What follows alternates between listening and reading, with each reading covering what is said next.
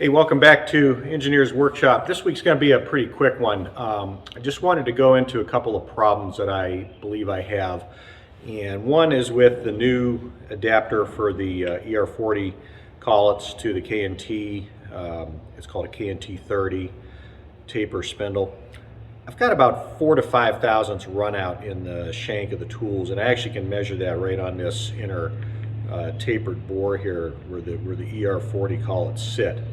And it was kind of odd because I was trying to, keep the nuts somewhat loose, tap this and center it, and all I could get it to do was swap sides. So let me take this apart and I'm going to show you what I think the issue is, along with a couple of other items.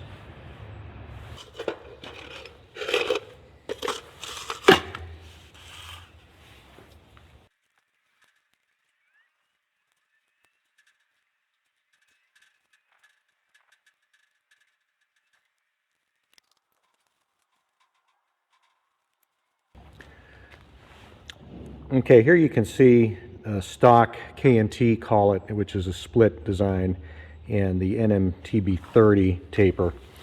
Now, I want to take a look at this from here to here. This is the part that's in the spindle. And if you notice when you compare the two, the NMTB 30 taper is significantly longer. So if I just compare where this guy seats,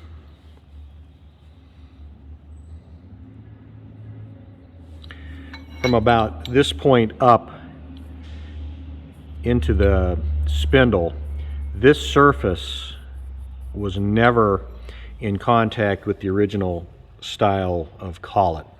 And I think what's happened is, these collets been in there in and out for what, 50 some years, and if you ever clamp up on something, these will move in and out a bit, and we got maybe a tiny bit of wear on the bore of the spindle. And then when this guy goes in, this is solid, and so it's seating up here, which is allowing the outer end to wiggle.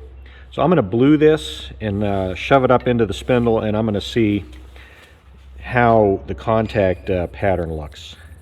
Let's just take and blue this entire surface with a Sharpie.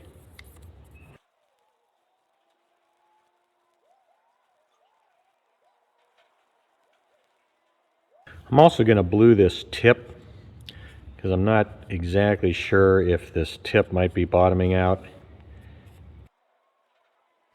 Let's take it over and see how the fit is.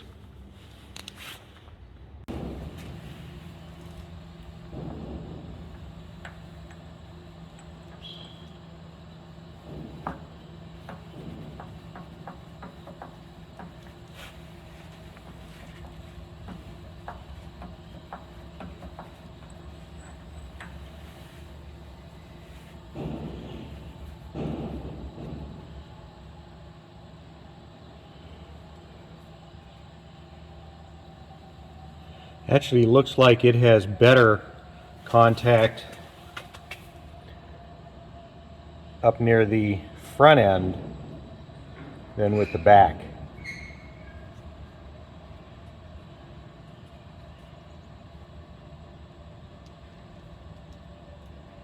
Which could be just as much of a problem. Interestingly, back here, I'm not seeing really any contact at all.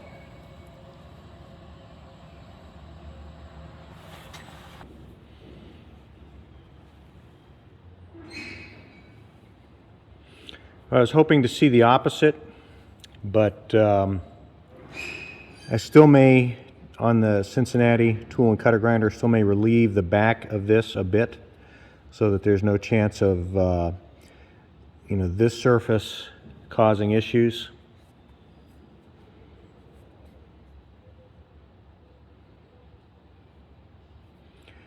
I have a hard time believing that there just is 5 thousandths run out in one of these adapters, even coming from China. I was disappointed to find, after getting my Cincinnati tool and cutter grinder table back from being ground, instead of being perfectly flat, that it rises a bunch in the center, which didn't make any sense.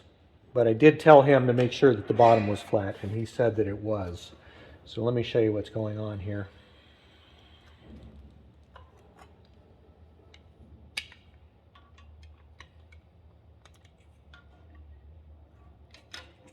I'll get in close so you can see this.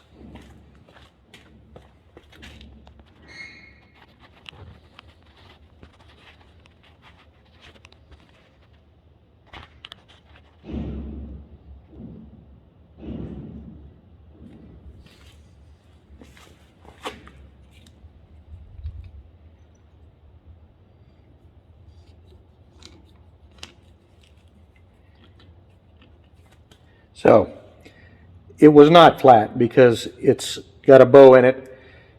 He sucked it down with the magnet on the grinder and then ground it, and so I'm sure that this surface is parallel to the bottom surface. But once you release it, that's what you got. So I'm going to have to take it back to him and see if he could maybe, I don't know, shim under it, redress it, and then do it, have another pass on the grinder and try to get it better. Well, that's all there is for today. Sorry there wasn't really any machining content or anything, but sometimes you gotta spend some time to do some troubleshooting and improving on the setups that you have, and I don't want to do any more with that collet chuck and risk the potential of it rattling around or wallowing in the spindle of my machine, which I'm considering an irreplaceable item. So I'll wrap it up for now, try to get you something a little bit more substantial next week, working on the bracket for the lathe, and I can do that with the original style K&T collet system in place. Nothing I have to do is that big on that item. So that's all for Engineers Workshop. Thanks again for all the new subscribers. Check out our updates on Instagram. Engineers Workshop 1964 is the hashtag. And until then, as always, stay safe.